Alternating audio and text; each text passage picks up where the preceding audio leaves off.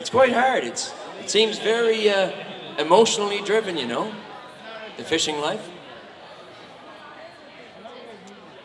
You know, as a kid, I used to come to Georgetown, and I used to come to Georgetown to play baseball and that kind of thing, hockey. And the funny thing about Georgetown is, you know, I always had this sense of being welcome here. It's weird. It's just like the sign on the outside of town says, you know, welcome to Georgetown. Enough said. It doesn't need to say anything more, right? It's not like these other towns with their signs that have all this other stuff written underneath, you know, explaining themselves or, you know, feeling they have to add some sort of disclaimer to things, right? Like, welcome to Charlottetown, birthplace of Confederation. Yes, yes, yes, okay, yes, we've heard it 1,000 times. You are the center of the universe around here. This is great, good for you. Everything started here, oh, we're so proud of you.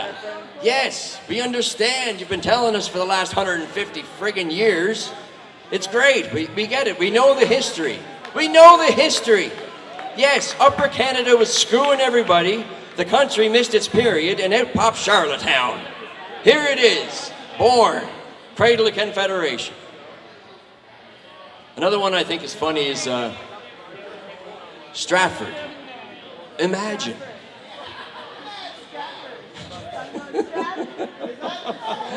Yes, yes, that's their slogan. I can imagine that, actually. You know, I can see people sitting around a table about 30 years ago in Southport saying, what are we going to call this place? Well, why don't we call it Stratford? Imagine.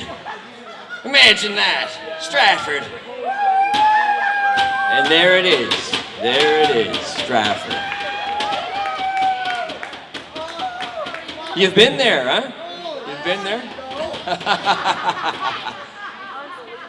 You know, though, in all seriousness, really, I think that there's some places, especially on PEI, you know, these towns, the sign could say a little bit more about the town.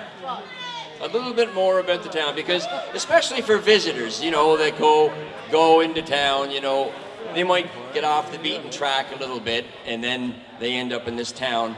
And some of the towns around PEI, they can be a little bit rougher around the edges, right?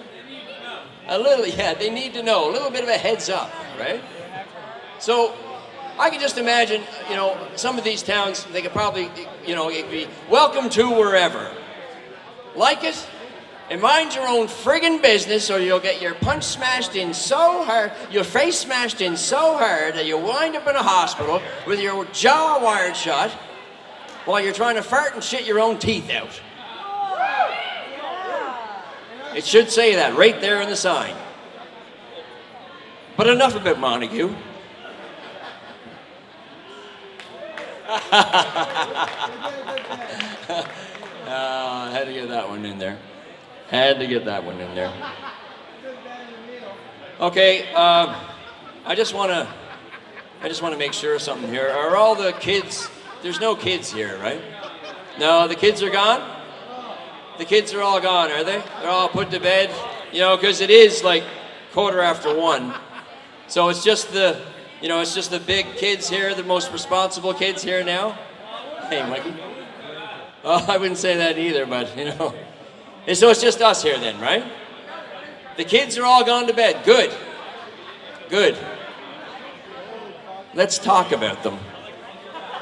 Okay? They're not here.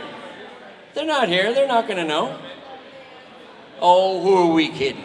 Of course they're going to know. They probably got some sort of spy drone flying around the rink just as we're talking right now, spying on everything we're saying and doing. They're not stupid. They're kids, but they're not stupid. Come on. Really.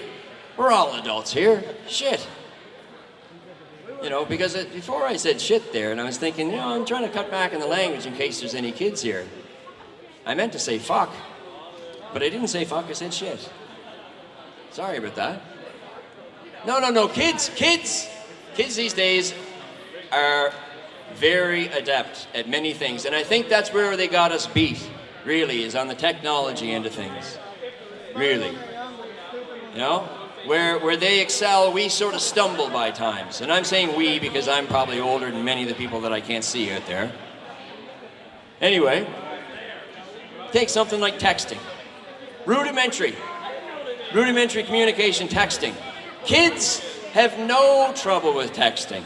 They can keep 50 conversations going at once with texting. I know, I've seen them doing it while driving. Right? You see it. I didn't see you texting while you were driving. Don't worry about it. I'm not going to report you. But honestly now, really, take anyone 65 years or older and ask them to text you, and they shoot you a look like you just asked them to translate the Koran. Text you? You mean you want me to send you a text?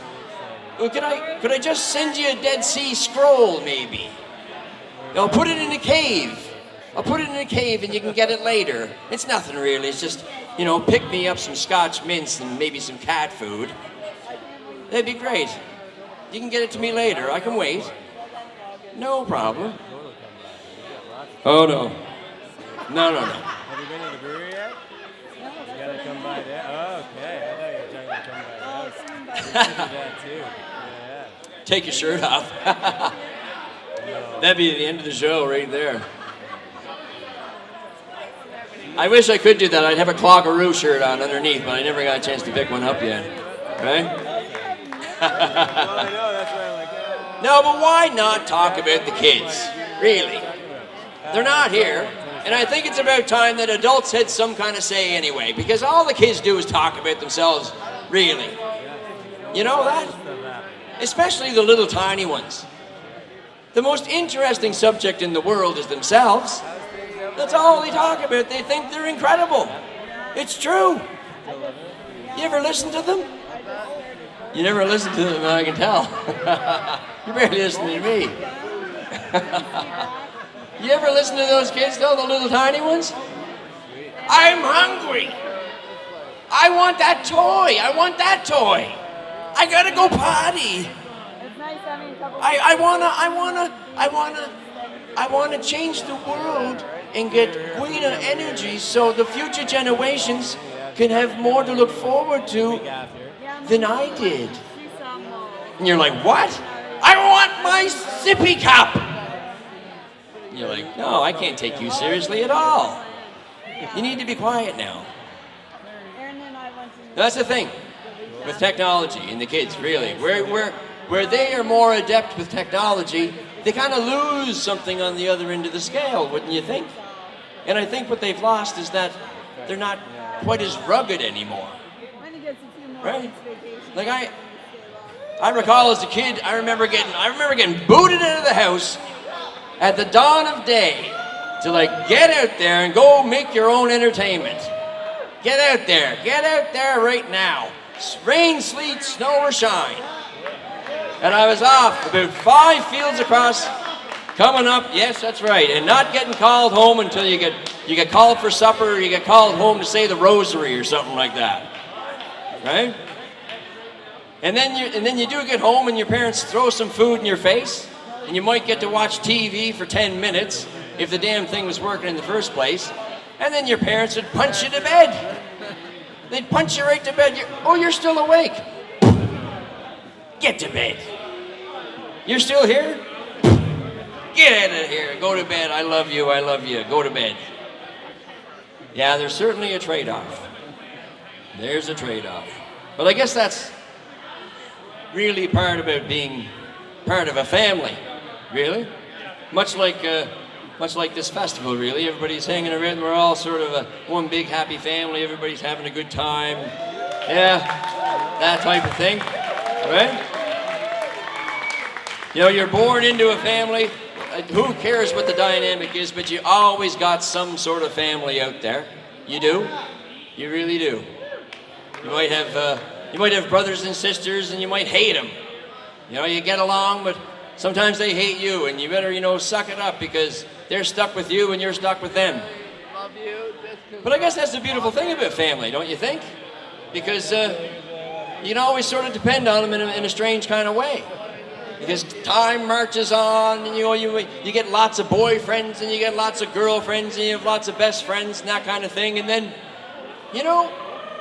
ultimately you come back to some sort of variation of family. And then you die. Life is short. Family is there for the big width of it all.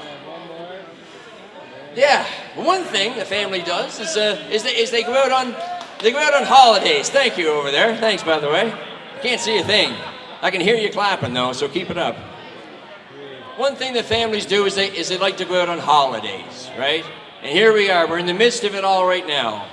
Now, have you ever heard yourself saying this before?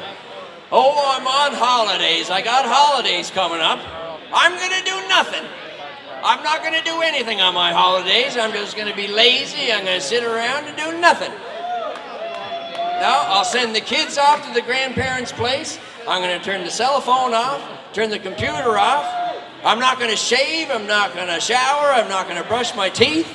I might not even wipe my arse. I might even stop breathing for a while. Nothing but total relaxation. Right?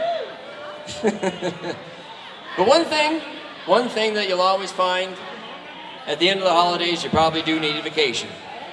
Because here in PEI, there's so many things to do. You got about 3.5 weeks, and it's all crammed into one time slot.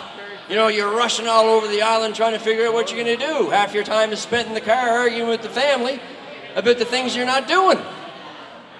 It's strange. But there's one rite of passage.